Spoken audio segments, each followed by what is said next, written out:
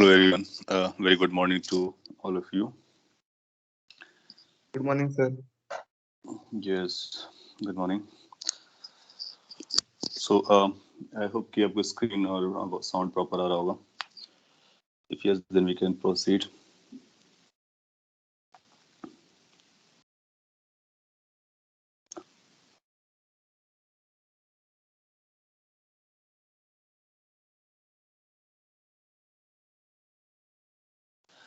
Now हम लोग क्या पढ़ रहे हैं अभी एक बार फिर से समराइज करते हैं और आगे बढ़ेंगे. The screen is not visible. Screen is not there. Okay.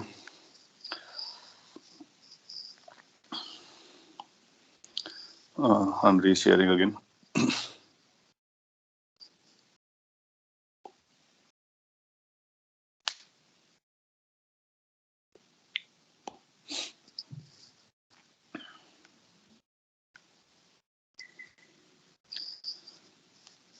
What about now? Is it there?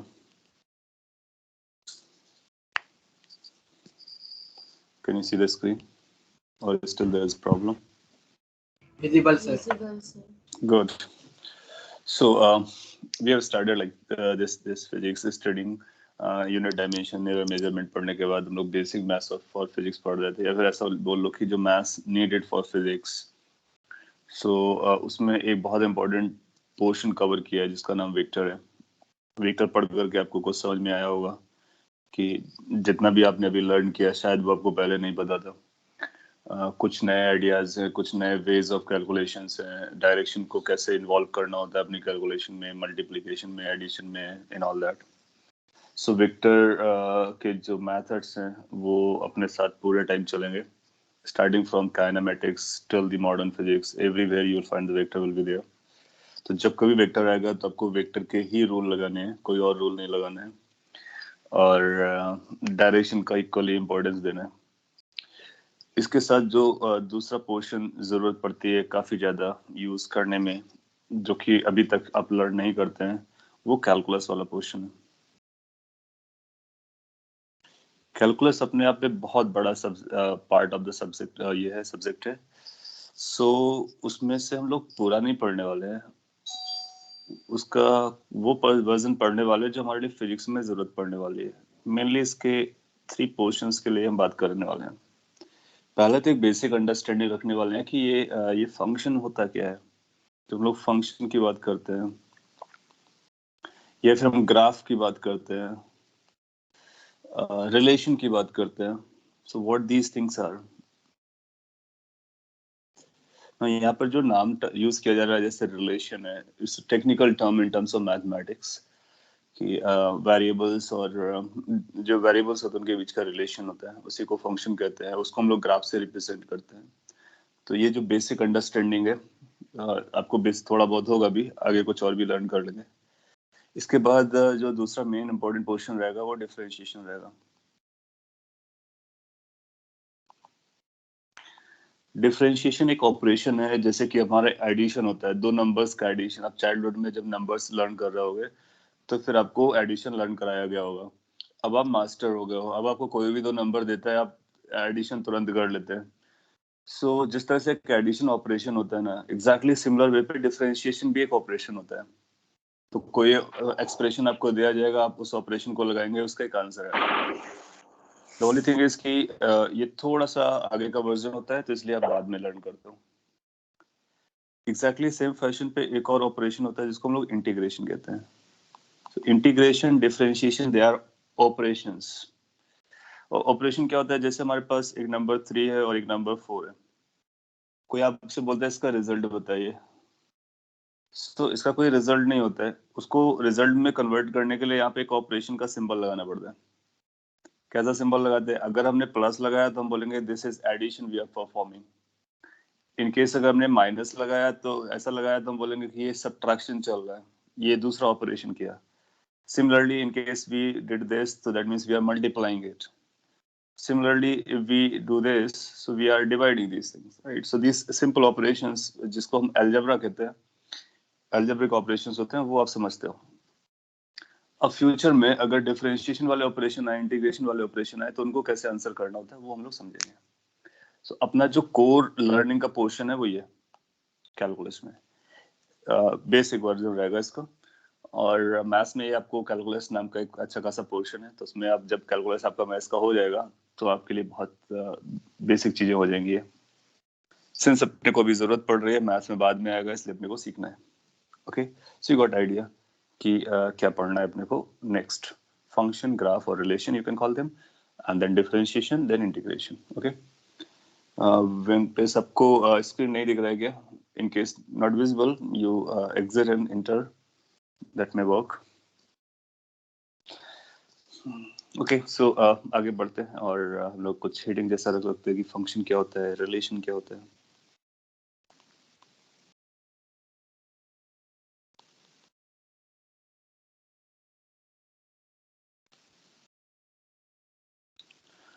Now you know कि जब कभी हम फिजिक्स में इक्वेशंस को डील करेंगे या फिर इन जनरल साइंस की बात करें, तो हमको कुछ वेरिएबल्स, कुछ कांस्टेंट से डील करना होता है।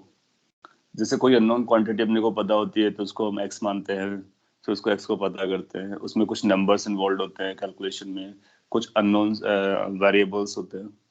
सो जो हमारे पास एक्सप्रेशन में यूज होने वाले हैं वो कांस्टेंट और वेरिएबल्स, दो तरह के चीजें में यूज होने वाले हैं। तो अपने को ये समझना होगा कि कांस्टेंट क्या होता है। हालांकि आप जानते होगे, फिर भी मैं एक बार बोल दे रहा हूँ, और ये क्लियर कट अपने ब्रेन में रखना है कि कांस्टेंट एक अलग स्टोरी है, वेरिएबल एक अलग स्टोरी है। कांस्टेंट का मतलब हुआ कि any thing which remains constant, that means it does not change. जैसे एक नंबर 3 लिया, तो ये कांस्टेंट है, राइट? आप 3 को कहीं भी यूज करो वो 3 रहता है, वो कभी 4 नहीं होगा, कभी कुछ और वैल्यू नहीं लेगा। सो जो नंबर्स हमारे 1 2 3 ये सारे कांस्टेंट हैं। मोरओवर कई बार हम लोग ए बी सी लिखते हैं, ए बी सी को यूज कर लेते हैं, ये भी हमारे लिए जनरली कांस्टेंट जैसे डील करते हैं, हम लोग डील करते हैं। वेरिएबल का मतलब क्या होता है? ऐसा क्वांटिटी या फिर ऐसा एक्सप्रेशन जो जिसकी वैल्यू अपने चेंज हो सके। जैसे हम लोग एक्स, जनरली वेरिएबल्स को हम लोग एक्स वाई जेड या इस तरह के नंबर से यूज करते हैं। दैट मीन्स यहाँ पर x की वैल्यू 1 भी हो सकती है, x की वैल्यू 2 भी हो सकती है, x की वैल्यू 3 भी हो सकती है, x की वैल्यू कोई और नंबर भी हो सकती है। So that means if it can take multiple values, that means it's a variable. If it can take only one value, that is constant. So constant ये numbers तो रहेंगे। कई बार constant को हम लोग ABC से डिनोट कर लेते हैं। चॉइस आपकी है, आप ABC को भी वेरिएबल मान सकते हो, चलता है। इन जनरल हम ऐसा बोलते हैं कि जैसे ABC आता है तो उनको बोलते हैं ये कॉन्स्टेंट्स है। ओके, वेरिएबल में भी दो तरह के वेरिएबल्स होते हैं। एक डिपेंडेंट वेरिएबल होता है, एक इंडिपेंडेंट वेरिएबल होता है। डिपेंडेंट, दूसरा इंडिपेंडेंट। ये मैथ्स की लैंग्वेज है। सिंबॉलिकली हम लोग एबीसी को कांस्टेंट में दिखाते हैं। जैसे कि ऐसा बोला जाएगा आपको y is equal to ax, ठीक है? सो इसमें इनहेरेंट मीनिंग छुपी होंगी। क्या क्या मीनिंग छुपी होगी, क्या क्या आपको समझना है, वो मैं आपको एक्सप्लेन करने जा रहा हूँ।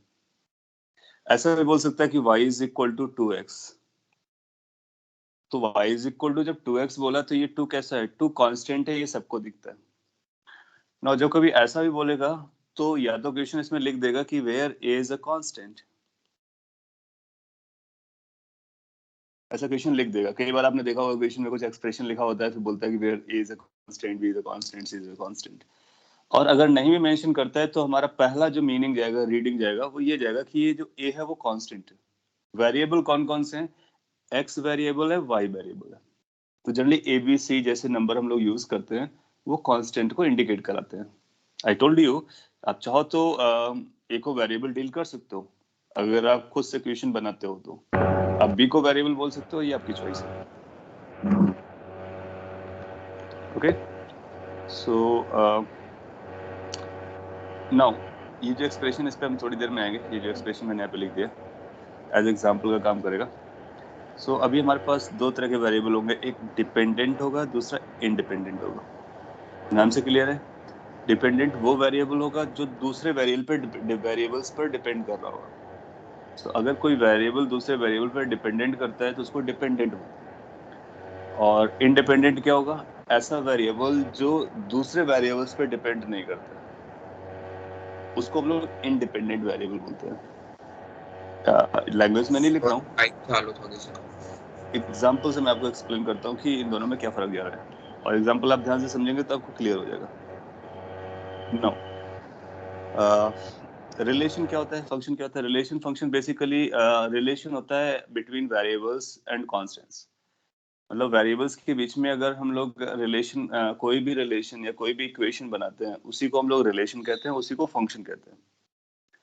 सो जैसे कि अगर हमने y is equal to a x लिख दिया, जो भी मैंने लिखा था फॉर एग्जाम्पल, सो यहाँ पर देखोगे कि एक रिलेशन है, दिस इज अ रिलेशन, किसके किसके बीच में?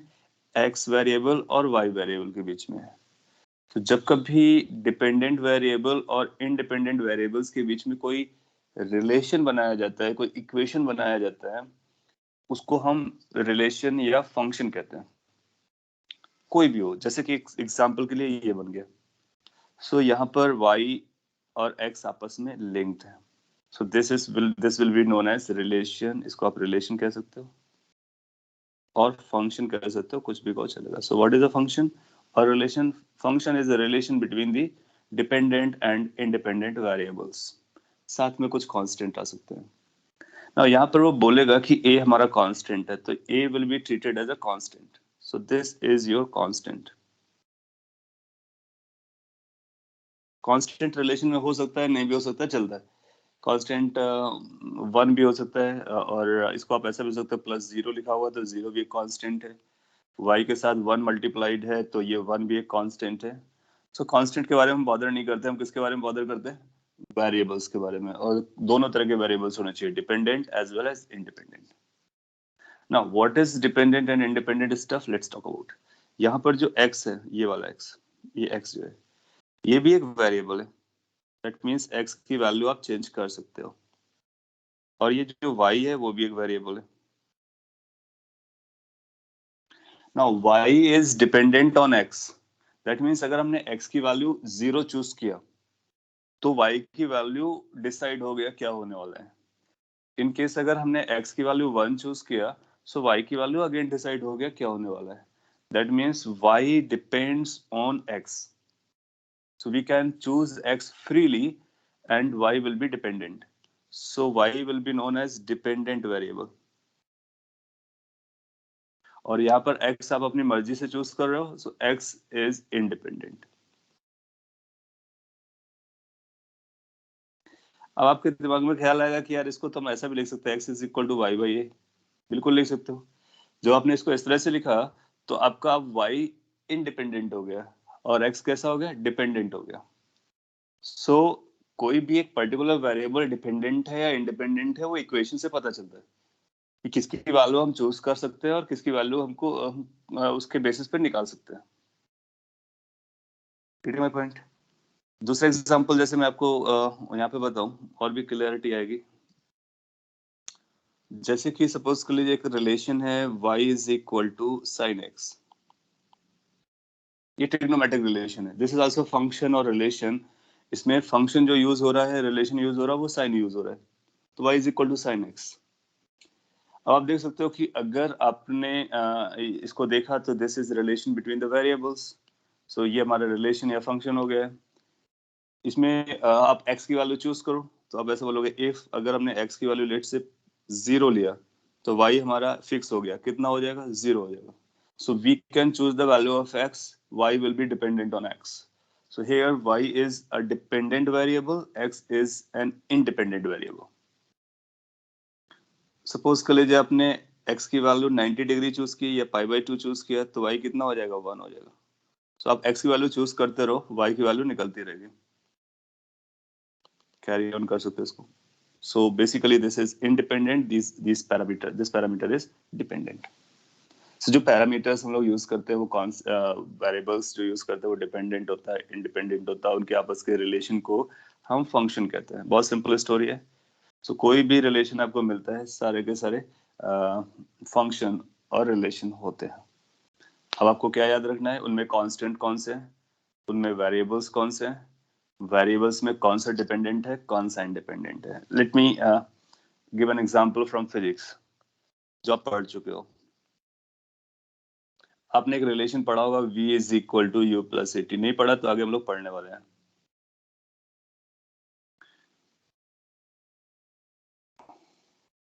सो if v is equal to u plus 80 की हम लोग बात करते हैं, सो क्या बता सकते हो कि इसमें कौन कौन से कांस्टेंट्स होते हैं, कौन कौन से वेरिएबल होते हैं, कौन से इंडिपेंडेंट वेरिएबल है, कौन से डिपेंडेंट वेरिएबल है?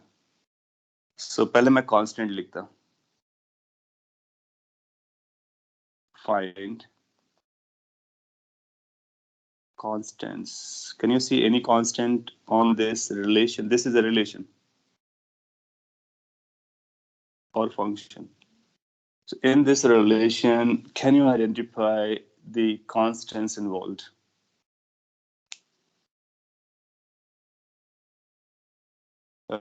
He says, why can't we say x is dependent on y and y is equal to x as value of x will change with respect to y? Yeah, x और y आपस में dependent होते हैं, लेकिन हम लिखने की तरह से जो लेफ्ट साइड लिखा जाता है वो डिपेंडेंट कर लो, जो राइट साइड इन्वॉल्व होता है वो इंडिपेंडेंट होता है। फिर आप बोल रहे हो y equal to sin x, if we choose value of y then we will get x, so not x depends on y. Yes, they do depend. मैंने आपको बताया कि वो लिखने के तरीके पे डिपेंड करता है। आप चाहो तो इसको ऐसा भी लिख सकते हो, इसको जब आप ऐसा लिखोगे x is equal to sine inverse y, तो ये दूसरा रिलेशन हुआ, इसको हम बोलेंगे this is a different relation, this is a different relation, हालांकि वो मैथमेटिकली सेम जाने वाला है। और जो दूसरा वाला है इसमें y की वैल्यू आप रखोगे तो x निकलेगा, तो इस वाले एक्सप्रेशन में y आपका इंडिपेंडेंट है और x डिपेंडेंट है। तो आप किस तरह से लिखते हो इस बात पे डिपेंड करता है। ऑफ कोर्स रिलेशन का मतलब क्या होता है? रिलेशन का मतलब होता है x और y यानी डिपेंडेंट और इंडिपेंडेंट वेरिएबल आपस में कनेक्टेड है। अब डिपेंडेंट किसको बोलना है, इंडिपेंडेंट किसको बोलना है, वो किस तरह से आपने रिप्रेजेंट किया, ध्यान से सुनिए तो आपको समझ में आएगा किस तरह से रिप्रेजेंट किया, उस पर डिपेंड करता है। You are not able to see the screen, में एक बार फिर से रीशेयर कर देता हूँ। और इसके बाद आपको जो टर्मिनोलॉजी है या फिर जो वर्डिंग यूज की जा रही है, नॉमेनक्लेचर, उस पर आप ध्यान दीजिए। तभी ये बेसिक चीज मैं आपको बता रहा हूँ, क्योंकि इसकी अपनी जरूरत पड़ सकती है, एटलीस्ट बेसिक अंडरस्टैंडिंग के लिए चाहिए।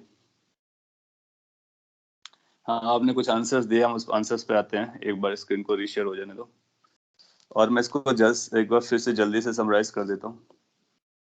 आपका जो डाउट आया वो मैंने एक्सप्लेन किया था, फिर से एक बार बोलता हूँ। कांस्टेंट और वेरिएबल आप समझ पाते हो, ठीक है। डिपेंडेंट इंडिपेंडेंट कैसे समझना है, एक्सप्रेशन के देख करके बताएंगे, एक्सप्रेशन देख करके बताएंगे।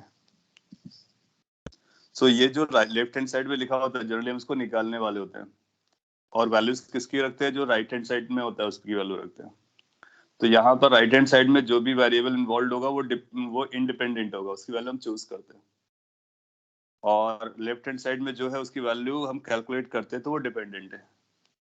नाउ इसी का जो आपके माइंड में ख्याल आया था जिसकी वजह से आपने बोला, तो मैंने इसको ऐसा भी लिख सकते हो, आप चाहो तो इसको ऐसा लिख सकते हो, x is equal to a by y और y by a basically, sorry. Now अब क्या मतलब हुआ, अब आप इसमें y की वैल्यू को प्लेस करोगे, y चूज करोगे, x will depend, y will become independent. Are you getting my point? So किस तरह से आपका एक्सप्रेशन या फंक्शन लिखा गया उसके बेसिस पे डिपेंडेंसी और इंडिपेंडेंसी की बात करते हैं, या फिर आपको क्या दिया गया है। सो क्या y डिपेंडेंट बन सकता है? बिल्कुल बन सकता है। क्या y इंडिपेंडेंट बन सकता है? बिल्कुल बन सकता है। किस तरह से एक्सप्रेस किया गया, डिपेंड्स ऑन दैट। जिस और अगर इसको अगर हमने इस तरह से लिखा होता तो हमारा x डिपेंड कर रहा है, y हमारा इंडिपेंडेंट हो गया। तो जिस तरह से मैंने एक्सप्लेन किया उसको ध्यान से ऑब्जर्व करो। इस एक्सप्रेशन में x को हम चूज करेंगे, y निकलेगा। और अगर आपको y चूज करना है तो एक्सप्रेशन को पहले बदलो। ओके, आपको और भी क्वेश्चन लेने पर आइडिया लगेगा। आपके आंसर्स देखते हैं। मैंने कांस्टेंट पूछा था इस एक्सप्रेशन में, तो इस एक्सप्रेशन में कांस्टेंट कौन कौन से आने वाले हैं? अब आप देखोगे कि होता क्या है, अगर आपने 9th 10th में कभी ना कभी पढ़ा होगा v is equal to u plus a t, तो आपको ऐसा बताया गया होगा था एक पार्टिकल है जो इनिशियल वेलोसिटी 10 मीटर पर सेकेंड से चलता है। इसका मतलब है u जो है वो 10 मीटर पर सेकेंड है, दैट मीन्स वो आपको बताया गया है, that means that is a fix value. So यहाँ पर u जो है वो फिक्स जैसा आने वाला है। फिर आपको बोलेगा कि वो 2 मीटर पर सेकेंड स्क्वायर के एक्सेलरेशन से चल रहा है, that means acceleration is a constant, क्योंकि आपको पता है कि ये इक्वेशन हम तभी लगाते हैं जब एक्सेलरेशन कांस्टेंट होता है। अब हम आगे चलकर किसको हम पढ़ेंगे आगे काइनेमेटिक्स में, सिंस ये आपने सभी ने देखा होगा इसलिए इसका एग्जांपल मैं ले रहा हूँ यहाँ पे। तो आप पाओगे कि यहाँ पे जो कांस्टेंट्स आने वाले हैं वो कांस्टेंट होगा u as well as a, they will be the constant, क्योंकि इनिशियल वेलोसिटी आपको गिवन होगी। If anything is given, that is a constant. A will be given to you. That means A is a constant. Now, फिर आपसे पूछा जाएगा variable के बारे में बताइए, तो हम आपसे पूछेंगे डिपेंडेंट वेरिएबल कौन सा है।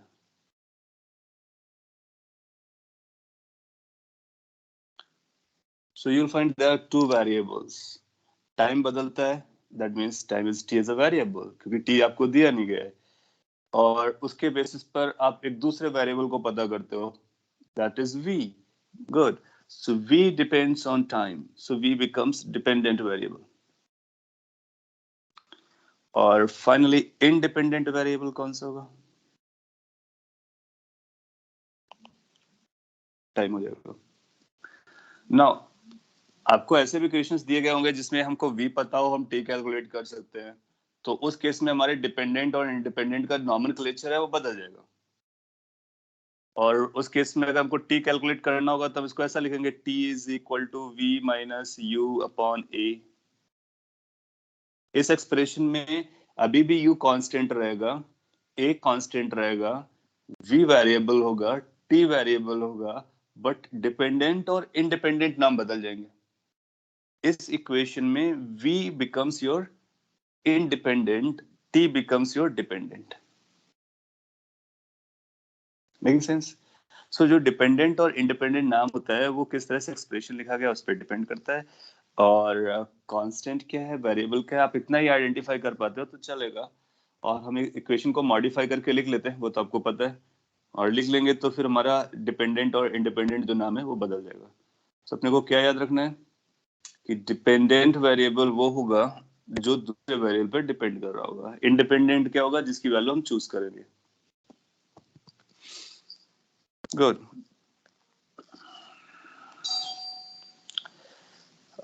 इन केस अगर मैं आपको कोई और दूसरा एग्जांपल देना चाहूँ, so let's say another example, popular example जो फिजिक्स से होगा, F is equal to m into a। नाउ कई बार क्या होता है कि कांस्टेंट लैंग्वेज पे डिपेंड करता है कि लैंग्वेज क्या है।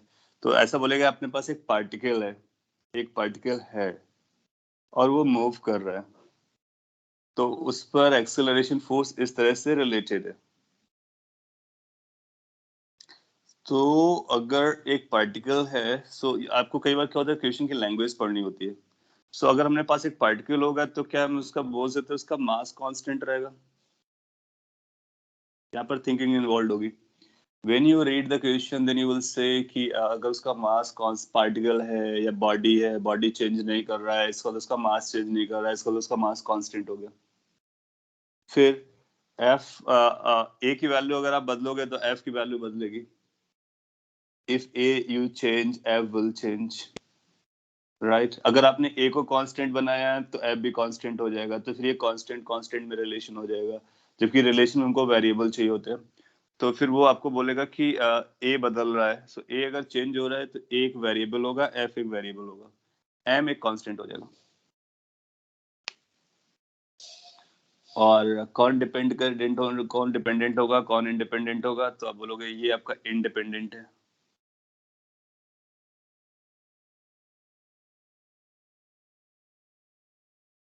और ये डिपेंडेंट है।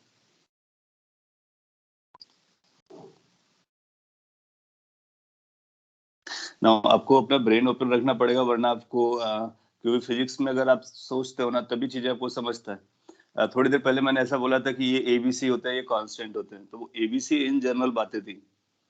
और यहाँ पर जो ए यूज हो रहा है वो ए एज अ एक्सेलरेशन यूज हो रहा है, और ये जो रिलेशन है वो एक्सेलरेशन और फोर्स को रिलेट करता है। दैट मीन्स अगर आपका एक्सेलरेशन बदलता है तो फोर्स बदलता है। सो और गिवन पार्टिकल के लिए मास कांस्टेंट हो गया, सो कई बार क्या होता है ना, जो डिपेंडेंट वेरिएबल है, इंडिपेंडेंट वेरिएबल है, कांस्टेंट है, वो हमारे इक्वेशन की लैंग्वेज पे डिपेंड करता है। और इसी इक्वेशन में हमारे इनकी वैल्यूज, इनके नॉमेनक्लेचर बदल सकते हैं। सो अगर ऐसा बोला जाए कि एक पार्टिकल जो है वो एक पार्टिकल नहीं है, लेट्स से कि आपका जो रॉकेट है, रॉकेट वो कांस्टेंट एक्सेलरेशन से जा रहा है। तो जब रॉकेट हमारा कांस्टेंट एक्सेलरेशन से जाएगा तो आप देखोगे कि उसका एक्सेलरेशन फिर कांस्टेंट जैसा बिहेव करेगा। लेकिन जब रॉकेट जाता है तो उसका मास बदलना स्टार्ट हो जाएगा। मास बदलेगा तो फिर फोर्स बदलेगा। So mass can be a variable and then force will be a variable. Yes. So अपने को क्या है, ब्रेन को ओपन रखना है, क्वेश्चन को पढ़ना है, क्वेश्चन में ये आइडेंटिफाई करना है कि कौन सा कांस्टेंट है, कौन से वेरिएबल है। एक इक्वेशन में या एक रिलेशन में कम से कम दो वेरिएबल होना जरूरी है। एक अगर चेंज करेगा तो दूसरा जरूर चेंज करेगा। तो एक डिपेंडेंट होगा, दूसरा इंडिपेंडेंट होगा। ओके। सो एक बेसिक आइडिया आपको मिला। हम लोग आगे बढ़ते हैं और अभी और भी फिजिक्स के टर्म्स यूज करेंगे। आपके डाउट्स पिक कर लेता हूँ मैं। आपने आंसर देने की कोशिश की और मैं समझ सकता हूँ कि वो नोटेशन देख करके आपको कुछ समझा होगा। पहला वाला एग्जांपल आपको ज्यादा अच्छे से क्लियर हो रहा होगा क्योंकि वो उसके बारे में आपने अच्छे से पढ़ रखा है। u इनिशियल वेलोसिटी होती है, a एक्सेलरेशन होता है जो कि कांस्टेंट होता है, फिर v और एक t को हम लिंक कर सकते हैं एज अ वेरिएबल। इस एक्सप्रेशन में डिपेंड करता है क्वेश्चन क्या कहना चाहता है। जनरली अगर एक पार्टिकल मूव कर रहा होगा तो मास कांस्टेंट होगा, a वेरिएबल होगा, f वेरिएबल होगा, f डिपेंडेंट होगा, a इंडिपेंडेंट होगा। फिर आपने कुछ लिखा, won't acceleration be constant here like the previous example? Well, that's part of the physics। वो आप लर्न करोगे आगे चल करके। a कांस्टेंट हो सकता है, a वेरिएबल हो सकता है। आपने ये जरूर पढ़ा होगा 9th-10th में, इस इक्वेशन को हम तभी यूज करते हैं जब a कांस्टेंट होता है। नहीं पढ़ा है तो हम इसको आपको एक्सप्लेन करने वाले हैं। So in this equation, by the knowledge of physics, we know a must be constant, but इसका ये मतलब नहीं होता कि एक्सेलरेशन हर वक्त कांस्टेंट रहता है। एक्सेलरेशन कुछ प्रॉब्लम्स में वेरिएबल भी हो सकता है, कांस्टेंट भी हो सकता है। सो नो, यहाँ पर समझना आसान है क्योंकि यहाँ पर हमको एक्स वाई जैसा दिखता है। फिजिक्स में क्या होता है, अपने को ये समझना होता है क्वेश्चन ने क्या बोला है, किसको कांस्टेंट बोला है, किसको नहीं बोला है, उसके बेसिस पे। तो यहाँ पर ए वेरी करेगा, अगर एम कांस्टेंट है तो एफ वेरी करेगा।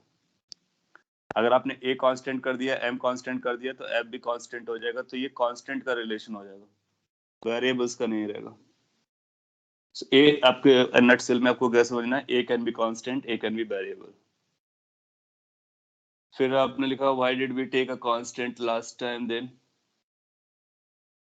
बिकॉज ये आपका फिजिक्स है, इसलिए फिजिक्स में ये इक्वेशन, जब कभी ये इक्वेशन लिखोगे ना, जहां भी पढ़ोगे तो उसमें लिखा होता है दिस इज ट्रू। दिस मैं यहाँ पे लिख देता हूँ, this equation is true if is constant।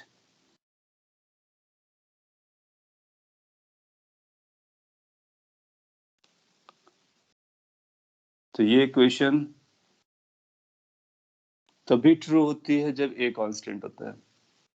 अब ये फिजिक्स का नॉलेज है, इसलिए मैं इस पर ज्यादा भी अटेंशन नहीं दे रहा हूँ, क्योंकि हम लोग जब पढ़ेंगे तब आपको समझ में आ जाएगा।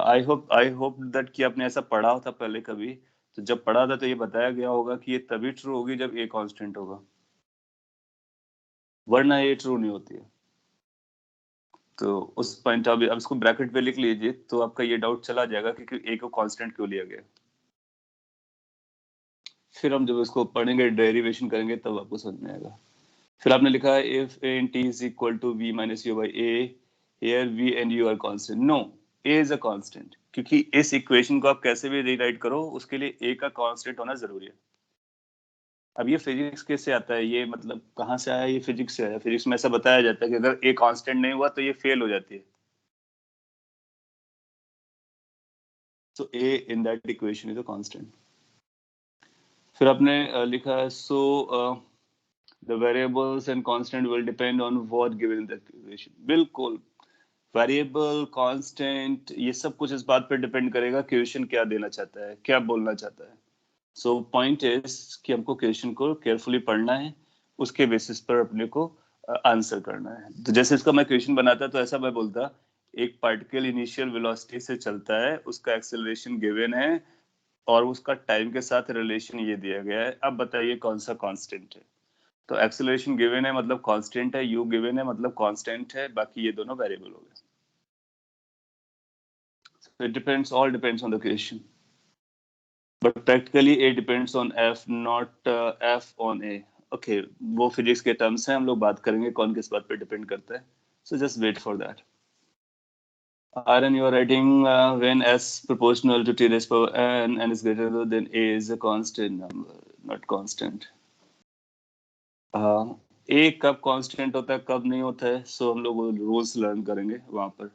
ये एग्जांपल मैंने सिंपली इसलिए पिक किया था because it was in 9th. I'm avoiding the physics stuff. Physics stuff इसलिए अवॉइड कर रहे हैं क्योंकि अभी आपको पूरा नॉलेज नहीं है, तो आप हैंग कर जाते हो. तो एक बार हम लोग फॉर्मूला पढ़ लेंगे तो आपको पूरा नॉलेज आ जाएगा कि A क्या है, M क्या है, F क्या है और कौन सा कांस्टेंट है, कौन सा वेरिएबल है. So let's wait for that. आगे बढ़ते हैं थोड़ा सा. अब हम लोग मैथ्स दूसरा एग्जांपल लेते हैं जिसमें आपको सीरियसली इश्यू नहीं बनेगा. जैसे कि सपोज कर लिए आपको दिया गया y इज इक्वल टू, एक और एग्जांपल ले लेते हैं. Let's forget about the physics formulas क्योंकि उनको अभी सीखना बाकी है आपको. लेट्स कभी ऐसा देता y is equal to a sin theta plus, और थीटा को हम x के टर्म में लिख देते हैं क्योंकि x y यूज कर रहे हैं, अच्छा लगता है, plus b cos z. Suppose कर लीजिए ये एक्सप्रेशन दिया गया और वो आपको बोलेगा a एंड b कांस्टेंट है. सो a और b कांस्टेंट है.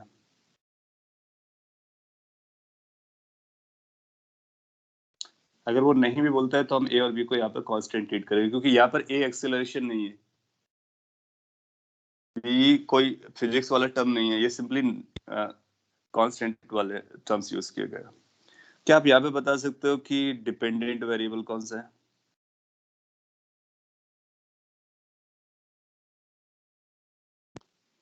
एक या एक से ज्यादा भी हो सकते हैं.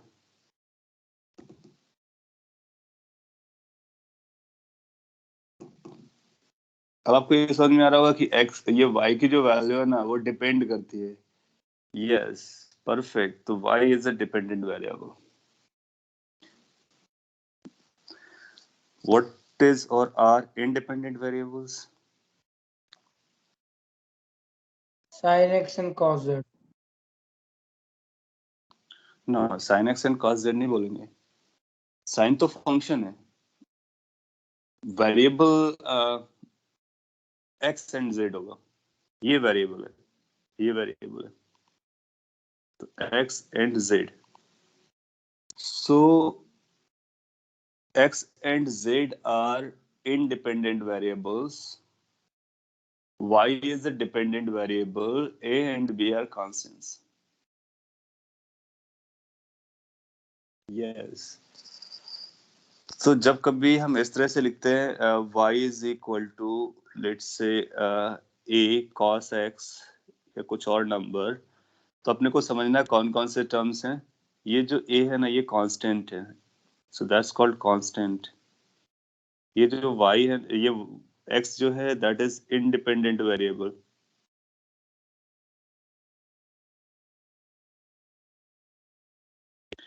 और this is your dependent variable. So what about cos? ये जो cos है ये क्या है? This is called function, trigonometric function. तो सभी के अपने अलग अलग नाम है. A और B कांस्टेंट थे ऊपर वाले में, इसमें A कांस्टेंट है, इसको कॉपी कर लीजिए. cos sin tan log e, जितना भी हम लोग लिखते हैं ना, जिनकी वैल्यूज हम जानते हैं या कैलकुलेट करते हैं, वो सारे फंक्शंस होते हैं. तभी आपको ऐसा पढ़ाया जाता होगा, trigonometric function, logarithm function, exponential function, all type of functions. So they are functions, they are relation basically. और उसके साथ जो लगाते हैं वो वेरिएबल होता है, इंडिपेंडेंट वेरिएबल. और इस साइड जो लिखा होता है वो डिपेंडेंट वेरिएबल होता है, बाकी जो होते हैं वो कांस्टेंट्स होते हैं. सो इसका मतलब यहाँ से इसके ऊपर वाले एग्जांपल से आपको ये भी समझ में आया कि एक वेरिएबल एक से ज्यादा वेरिएबल पर भी डिपेंड कर सकता है. So there can be two independent variables, more than two as well. So independent variable की पॉपुलेशन ज्यादा हो सकती है, और डिपेंडेंट उन सब पर एक ही डिपेंडेंट करेगा, इस पे वाई डिपेंड करेगा। इस तरह से और भी हम कॉम्प्लिकेटेड बना सकते हैं, 2 से ज्यादा पे भी कर सकते हैं, 3 वेरिएबल्स 4 वेरिएबल भी दिखा सकते हैं, चलता है। सो ये अभी तक आपको variable, constant, dependent, independent, relation, function के बारे में आइडिया लगा होगा। अब इस फंक्शन को दिखाते कैसे, रिप्रेजेंट करने के तरीका क्या है, इसको हम लोग कई बार ऐसे रिप्रेजेंट कर लेते हैं, y is equal to f x. जब हम ऐसा बोलते हैं y is equal to f x, इसका मतलब y depends on x by certain function. तो ये एफ एक्स का नाम होता है फंक्शन ऑफ x, इसको बोलते हैं this is function of x। और ये जो x है ये आपका इंडिपेंडेंट है, और ये जो y है वो आपका डिपेंडेंट है। जैसे ये जो एक्सप्रेशन लिखा है इसको हम लिख सकते हैं y is equal to f x, क्योंकि ये जब जहां पर एफ एक्स की वैल्यू कितनी है, यहाँ पर एफ एक्स की वैल्यू है a cos x, तो f x can take any value, और एनी एक्सप्रेशन x अगर लिखा हुआ तो केवल x वेरिएबल आएगा, कोई और वेरिएबल नहीं आएगा। फॉर एग्जाम्पल ये जो आपका एग्जाम्पल था दिस वन, इसको हम अगर लिखना चाहें तो इस तरह से लिखेंगे y is function of x comma z। ये मैथमेटिकल लैंग्वेज है, तो जब कभी हम इस तरह से लिखते हैं इसका मतलब है y depends on x and z। और जहां पर एफ एक्स जेड क्या है, ये पूरा एक्सप्रेशन एक्स जेड है, जबकि अगर आप एक्स जेड लिखोगे, एफ का function x Z, x comma Z, तो उसकी वैल्यू इस पर्टिकुलर एग्जांपल में कितनी है, a sin x plus b cos z। So क्या होता है कि हम ऐसा लिखते हैं y is equal to f x, इसका मतलब है y is a function of x where y depends on x, x is independent, y is dependent, and it can be any function which relates x. Making sense? So ये mathematical indicate करने की या represent करने का तरीका है। So this function is fx, this function is fx comma z, इस function को लिखेंगे f function of a, यहाँ पर लिखेंगे v function of t। अब देखना, आप आगे देखोगे कि हम इसको ऐसा लिखेंगे v is function of t। जब कभी ऐसा सिंबल मैं बनाऊं इसका मतलब आपको समझना है v depends on t and v is dependent, t is independent. तो this is how we can write. इस वाले को क्या लिख सकते हैं, इस वाले को हम लिख सकते हैं f is a function of a, force depends on a। So physics में हमारे टर्म्स, लेटर्स बदलते रहेंगे, कभी v आएगा, कभी f आएगा, कभी t आएगा। मैथ्स में हम y और x को यूज करते हैं, y is equal to f x. नया स्टोरी हो सकता है आपके लिए, बट अगर आप ध्यान से समझोगे हम बहुत बेसिक बात कर रहे हैं किस तरह से रिप्रेजेंट किया जाता है, और फिर इसको हम ग्राफ में देखना स्टार्ट करेंगे, फिर इसको डिफरेंशिएट करना स्टार्ट करेंगे। तो इसका डिफरेंशिएशन हम तभी लर्न कर पाएंगे जब इसकी मीनिंग समझे कि ये मीनिंग में क्या बोलता है। You are writing, can an equation be written as a function? Equation or function, they are very similar, close to similar type of stuff. आप इसको equation भी बोल सकते हो और इसको function भी बोल सकते हो, क्योंकि equation भी relate करता है variables को और function भी relate करता है variables को।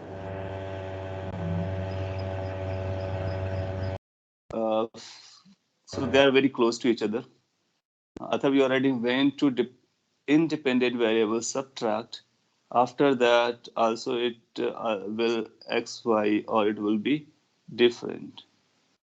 फिर आप लिख रहे हैं f equal to m is conditional equation, that's why m or a can be independent. Yes, yes, that's a conditional equation. Please show the previous slide. So here we are for the previous slide. Oh, where it went? This one. Check it.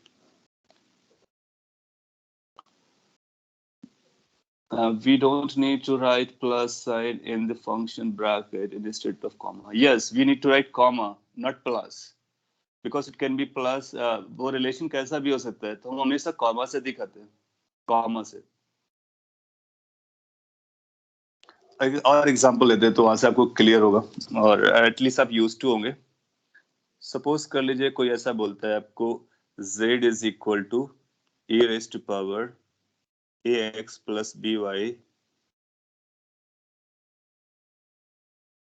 into sin x log y। Suppose कर लीजिए ऐसा बताया गया आपको। सो हम क्या बोलेंगे कि is this a relation? Yes, this is a relation. It has a constant. Yes, it has a constant. So many constant. a is a constant, b is a constant, इस x के साथ 1 मल्टीप्लाइड है, वो भी constant है। सो 1 को generally हम लोग देखते नहीं है, वो ऑटोमेटिकली इनहेरेंट होता है। सो a और b कांस्टेंट्स हैं। वेरिएबल्स भी हैं x y z। सो कौन सा डिपेंडेंट है, कौन सा इंडिपेंडेंट है, वो हम पता कर सकते हैं। एक्स वाई की वैल्यू रखोगे तभी जेड निकलेगा। तो ये इसको लिखेंगे z is a function of x comma y. So the same thing can be written like this. That means this z depends on x and y. How it depends, उसके लिए फिर ये expression है. This is how it depends. So when we write z is equal to fx comma y, that means we need to know that this z is independent. This z is dependent variable, and this depends on x and y by some relation, by some function. What that function is, उसके बारे में वो question आपको या तो बताएगा या आपसे पूछेगा।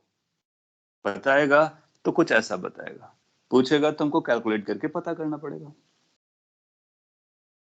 Getting my point? सो इसको हम ऐसा लिख सकते हैं। इसको हम ऐसा नहीं लिखेंगे x is equal to f of z y. No, ये गलत हो जाएगा। ये कुछ और मीनिंग बोलेगा। ये क्या बोलेगा कि x depends on z and y, जबकि ये इस तरह से नहीं लिखा गया है। ओके।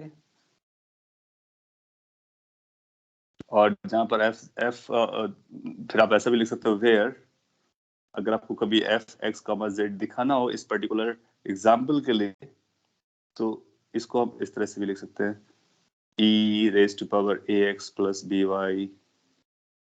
तो ये मैंने इसलिए बताया कि हम जब यहाँ पे लिखते हैं तो कॉमा से सेग्रीगेट करते हैं, सेपरेट करते हैं, और कोई सिंबल वहां पे यूज नहीं करेंगे, ऑपरेशन यूज नहीं करेंगे बेसिकली। तो ये हो गया, ये बेसिक नोटेशन है। अब हम लोग इसका यूज आगे करना स्टार्ट करेंगे। अब आप देखो क्या होगा। सब इसका मीनिंग क्या होता है? बेसिकली मीनिंग ये होता है कि आप x की वैल्यू रखो, y की वैल्यू रखो, x यहाँ भी चला जाएगा, y चला जाएगा, सिंप्लीफाई हो जाएगा, एक नंबर बन जाएगा। ये जो नंबर आएगा वही z की वैल्यू हो जाएगी।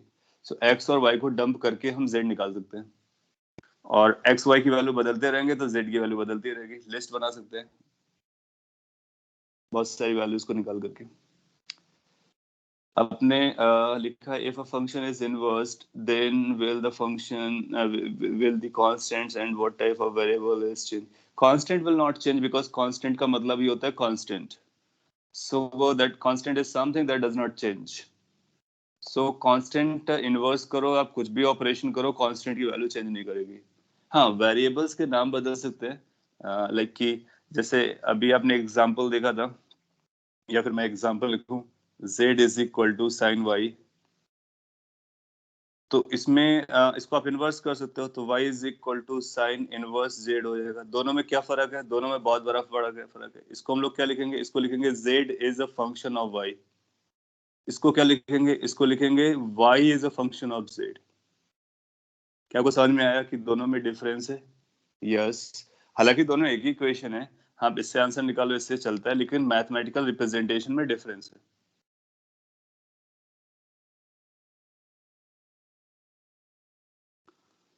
सो आपने पूछा कि ये लास्ट लाइन बताना है, तो यहाँ पर एफ जेड एक्स क्या है या Z comma x, x comma Z क्या है, इसमें फर्क नहीं पड़ता, आप किसको पहले लिखते हो चलता है। तो ये वही चीज है जो यहाँ पे लिखी गई है, उसी को मैंने कॉपी करके यहाँ पे लिख दिया। अब ये बोला था मैंने कि आप x की वैल्यू और y की वैल्यू रखोगे तो एफ जेड एक्स की वैल्यू पता चल जाएगी, यानी z की वैल्यू। ये कुछ गड़बड़ किया मैंने, हाँ यहाँ पर y आने का, सॉरी। जो वेरिएबल्स होते हैं वो यहाँ पे लिखते हैं, तो एफ एक्स वाई की वैल्यू अपने को पता चल जाएगी, मतलब z की वैल्यू पता चल जाएगी। Okay, yeah, I made that correction. That's a good point. It is f x comma y. Yeah, that was by mistake. So whatever the variables are here, that has to be listed. Z is here.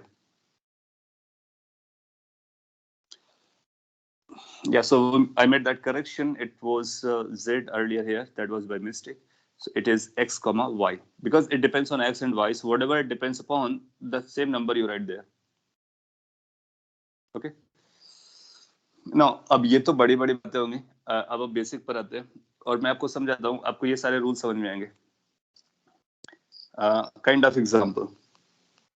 Let's say कोई आपसे बोलता है कि y की value 2x है और 2x plus 3 है.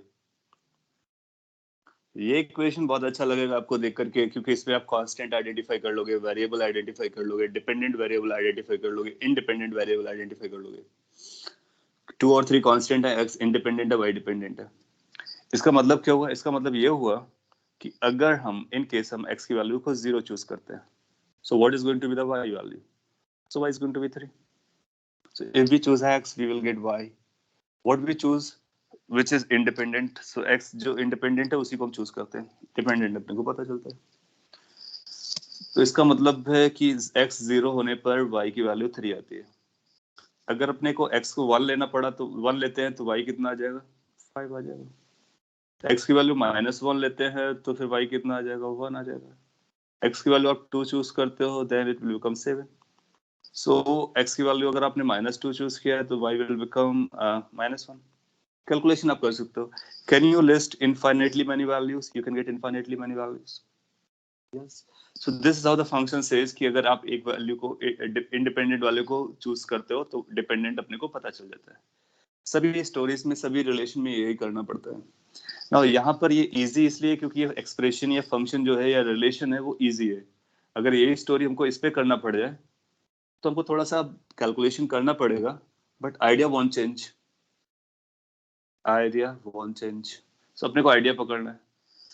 इसी इतना सब कुछ इनफाइनाइट टाइम लिस्ट करना, आप सोचो कितना कॉम्प्लिकेटेड होगा अगर हमको इनफाइनाइट टाइम लिस्ट करना पड़े. मोर ओवर अभी तो मैंने x0 लिया है, 1 लिया है. 0 और 1 के बीच में इनफाइनाइटली मैनी नंबर्स थे जिनको मैंने काउंट नहीं किया. हम x को 0.1 ले सकते थे, 0.01 ले सकते थे, 0.001 ले सकते हैं. सबकी वैल्यूज के लिए y की वैल्यू निकल के आएगी. तो फिर आप देखो कि किसी भी एज ए इंडिविजुअल ये सारा लिस्ट करना, सभी x की वैल्यूज को रखना कॉम्प्लिकेटेड है. तो उसके लिए हम एक दूसरी टेक्निक अडॉप्ट करते हैं, ग्राफिकल मेथड. हम लोग क्या करते हैं, इसको पिक्चर से दिखा देते हैं और पिक्चर से हमको सारी वैल्यूज के बारे में पता चल जाता है. सो आप क्या करते हो, ये कोऑर्डिनेट सिस्टम यूज करते हो, x, y और x एक्सिस y एक्सिस. फिर इन पॉइंट्स को डिनोट करने की कोशिश करते हो.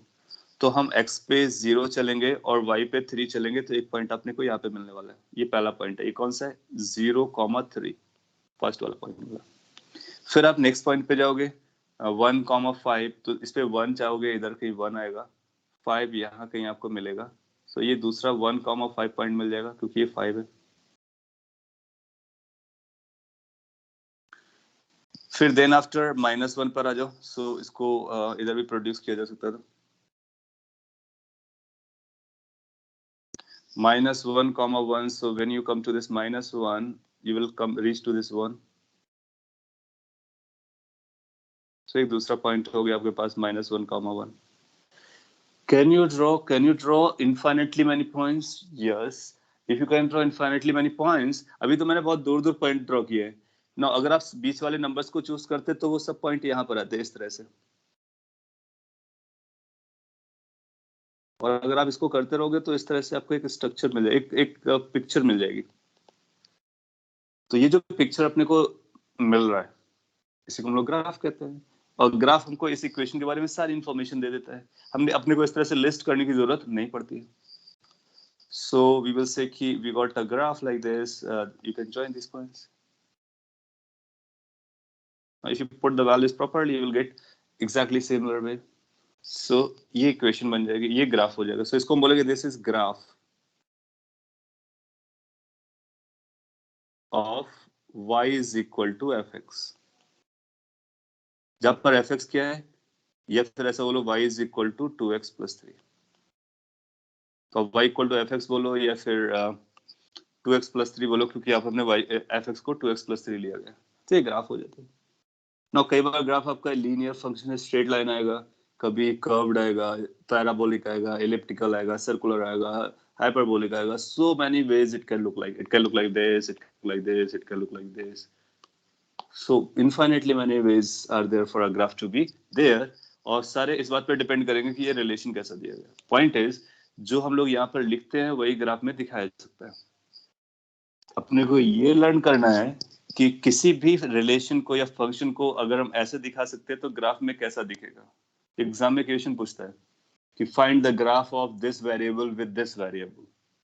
सो अगर हमको ग्राफ पता करना है तो उसके लिए अपने को क्या रिलेशन पता होना बहुत जरूरी है. सो रिलेशन से ग्राफ पे कैसे जाते हैं वो हम लोग लर्न करेंगे. Linear function otherwise non linear functions किस तरह से बिहेव करते हैं. सो ये भी जो ग्राफ है, ग्राफ से क्या समझना है, ग्राफ भी हमको एक यहाँ पर जो हॉरिजॉन्टल में हम लोग ड्रॉ करते हैं ना वो इंडिपेंडेंट वेरिएबल को ड्रॉ करते हैं और यहाँ पर जो ड्रॉ करते हैं वो डिपेंडेंट वेरिएबल को ड्रॉ करते हैं. तो x की वैल्यू रखते हैं तो y की वैल्यू मिलती है. तो सेम लॉजिक यहाँ पे भी चलता है. आप चाहो तो इसको x पकड़ लो, इसको y पकड़ लो, चॉइस आपकी है. या फिर आप x y ना लेकर के इसका नाम t दे सकते हैं, इसका नाम v दे सकते हैं. तो उसको बोलेंगे v वर्सेस t. तो ग्राफ को भी कैसे बोला जाता है, इसको बोलेंगे this is y versus x graph. This is how we name the graphs. तो जो यहाँ पर होता है उसको पहले नाम देते हैं. जैसे कि उसको यहाँ पर लेफ्ट में नाम दिया था. सो this is y versus x. इसको x वर्सेस y नहीं बोलेंगे, x वर्सेस y नहीं बोलेंगे, ये रॉन्ग हो जाएगा. So we never name this first, we always name this first so that उस अपने को ये पता चलता है कौन सा डिपेंडेंट था कौन सा इंडिपेंडेंट था. फिजिक्स में एक्स वाई नाम नहीं आएगा, v वर्सेस t आएगा. आपसे बोलेगा, आपने नाम सुना होगा कहीं ना कहीं ग्राफ देखा होगा v वर्सेस t. इसका मतलब हमको यहाँ पर v रखना है और यहाँ पर t रखना है. फिर आपसे बोलेगा a versus a for acceleration versus t. तो यहाँ पर a रखना है, यहाँ पर t रखना है. Are you getting my point? तो जो वर्सेस वाली लैंग्वेज होती है उसमें फर्स्ट जो होता है वो वर्टिकल एक्सिस को इंडिकेट करता है. सेकंड जो होता है वो इंडिपेंडेंट होता है, हॉरिजॉन्टल की डायरेक्शन में जाता है. और हम 2 डायमेंशन में ही ग्राफ बनाते हैं, 3 डायमेंशन में नहीं बनाते हैं. मतलब हम लोग z को भी नहीं लेके आएंगे क्योंकि 3 डायमेंशन अगर हम बनाएंगे तो बना पाना हमारे लिए मुश्किल है. इसलिए 3 डायमेंशन पे नहीं जाएंगे, 2D ग्राफ आपके रहेंगे. सो अभी हम लोगों ने सिर्फ बेसिक लर्न किया है कि क्या फंक्शन होता है, क्या रिलेशन होता है, कैसे उनको आपस में रिलेट करते हैं, कांस्टेंट वेरिएबल्स क्या होते हैं, ग्राफ में कैसे कन्वर्ट किया जा सकता है, बेसिक आइडियाज. अब इसी को हम लोग डीप पे जाएंगे कि अलग अलग ग्राफ कैसे होते हैं, अलग अलग फंक्शन कौन कौन से होते हैं, ट्रिग्नोमेट्रिक फंक्शन कैसा ग्राफ बनाता है, साइन का ग्राफ कैसा होता है, कॉस का ग्राफ कैसा बनता है. आपको ग्राफ लर्न करने से ज्यादा इंपॉर्टेंट है ये लर्न करना कि ये बनते कैसे हैं, आइडिया क्या है. एक बार आपको आइडिया लगाना, सो नो मैटर कौन सा ग्राफ देता है, कौन सा रिलेशन देता है, आप सबके ग्राफ बना लोगे, खुद से ड्रॉ कर लोगे. अभी हम एक्सपोनेंशियल ग्राफ देखेंगे, लॉगरिथम ग्राफ देखेंगे, सारे ग्राफ्स को देखने वाले हैं. आपके डाउट्स को मैं ले लेता हूँ और नेक्स्ट क्लास में फिर इसके बाद में ऑपरेशन डिफरेंशिएशन की तरफ चलेंगे एक बार ग्राफिकल कन्वर्जन को समझने के बाद. ये बहुत बेसिक है. इट्स लाइक कि नंबर सिस्टम आप लर्न करते हो मैथ्स में बिगनिंग में. सिमिलरली कैलकुलस में आप फंक्शन को लर्न करते हो, वेरिएबल्स को लर्न करते हो. फिर आगे बढ़ते हो. आपने लिखा is it true that the x axis is usually used for independent variable and usually yes, usually we take this as a independent variable and this is a dependent variable. Now many time you can get a graph like this कि आपका ये y axis है, ये x axis. आप जानते हो ना x y को बदलना हमारे लिए कोई बड़ी बात नहीं है. x y के हिसाब से हमको z पता चल जाता है किधर है. सो फिर हमको अपने फिर इसको हमको रीराइट करना होगा. फिर इसको बेटर होगा हम ऐसा रीराइट कर लेंगे, x की जो वैल्यू आएगी y - 3/2. अब हम y की वैल्यूज को रखते जाएंगे, x की वैल्यू को पता करेंगे, फिर से पॉइंट पता करेंगे, फिर से ड्रॉ कर लेंगे. ये मैंने कैजुअली लिख दिया था, इसलिए मैं इसको इरेज कर दे रहा हूँ. और ये पॉइंट आपको समझ, आपको कुछ और डाउट्स हो तो आप पूछ सकते हो. वी हैव 2-3 मिनट्स और नेक्स्ट क्लास में फिर इसके आगे बढ़ते हैं.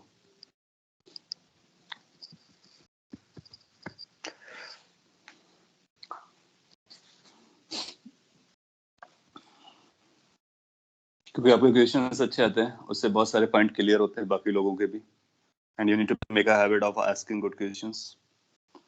आपने लिखा is it so that the one changing with respect to other has to be placed in y axis. Yes, That's what is one changing with respect to other. So which one changes with respect to another? So the first one is known as dependent. So that dependent comes on the y direction. And जिसके respect में change हो रहा होता है वो हमारा independent होता है. सो अगर y x के रिस्पेक्ट में चेंज होगा तो हम बोलेंगे y changes with respect to x. अब देखो एक बार y और x का रिलेशन निकल के आया तो जो डिफरेंशिएशन होगा वो क्या आएगा, एक ऑपरेशन आएगा d upon dx of y. सो इसको बोलेंगे ये डिफरेंशिएशन है, और ये वही बोलेगा जो आपने अभी बोला है. This is going to be known as rate of change of y with respect to x. No अगर आप थोड़ा सा भी दिमाग लगाते हो, यहाँ पर हम ये समझते हैं कि y x पर कैसे डिपेंडेंट है. आगे चल करके हम एक स्टेप और आगे जाएंगे, ये समझेंगे y की वैल्यू x के रिस्पेक्ट में कैसे चेंज होती है. तो रेट ऑफ चेंज कैलकुलेट करेंगे, और फिर इसके बाद में और हायर लेवल के रेट ऑफ चेंज कैलकुलेट करेंगे. सो उसको हम लोग डिफरेंशिएशन के नाम से बुलाएंगे.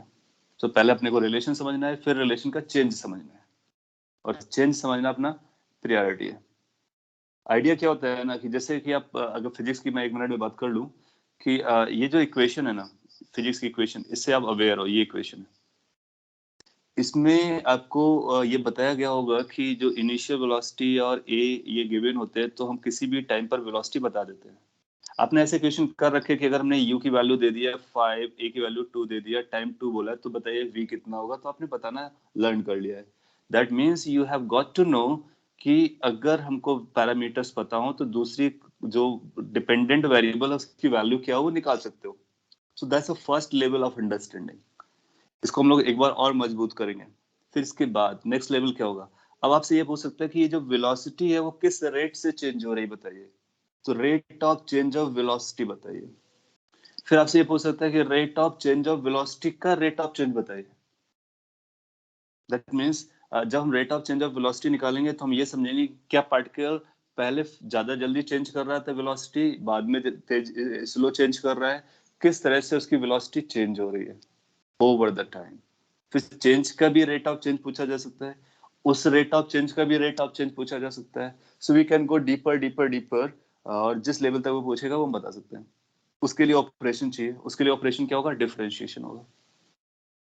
सो वो सारे टर्म्स हम डिफरेंशिएशन में यूज करेंगे. आई एम मूविंग स्लो, आपको कैच करते रहना है, और definitely once and for all आप समझ जाओगे अगर आप फॉलो करते रहते हो. आपका एक और क्वेश्चन कोई दिख रहा है, मैं उसको कवर अप करता हूँ. आपने बोला will we have graphs with x cube and further powers. Now we can draw the graph of any power, not only restricted for x cube, we can go for x power 300, 500, n100 or whatever. We need to learn the idea, what the idea is going to be. So once we know the idea, we can draw the graph by yourself. आप कुछ समय बाद देखोगे कि आपको कोई भी graph दिया जाए आप खुद से ड्रॉ करके बता दोगे. अगर एग्जाम में 4 ऑप्शन आते हैं, आप अगर एग्जैक्टली ड्रॉ नहीं कर पाते हो तो डेफिनेटली ये जरूर बता दोगे कि 4 ऑप्शन में कौन सा ऑप्शन हमारा वैलिड है. That's all, that's purpose. So exam में कई बार वो ग्राफ पूछता है कॉम्प्लिकेटेड फंक्शन दे करके. इस चैप्टर में या इस टॉपिक में हम ये लर्न करेंगे कि किस तरह से किसी ग्राफ को आइडेंटिफाई किया जाता है और ड्रॉ किया जाता है. We will not restrict ourself for x cube और x power 4. We can draw any graph, simply any graph. अब देखोगे कि अब हम लोग बहुत ब्रॉड वे पे पढ़ने की कोशिश करेंगे, लेकिन स्टार्ट बेसिक से, variable, constant, relation, and then differentiation, integration, ये सब लर्न करने के बाद कोई भी ग्राफ ड्रॉ करने के लिए रेडी रहेंगे. चलेगा. सो आज के लिए हम लोग इतना ही रखते हैं. ये स्लाइड मैं आपके साथ शेयर कर दूंगा, ये पीडीएफ. आप इसको एक बार गो थ्रू जरूर कीजिए. आपको बहुत इजी लग रहा होगा, आई मीन लाइक बहुत बेसिक है, but still you need to understand things so that कि आगे हम लोग जो भी बोलेंगे वो आपको समझेगा. Okay, see you then. Thank you guys.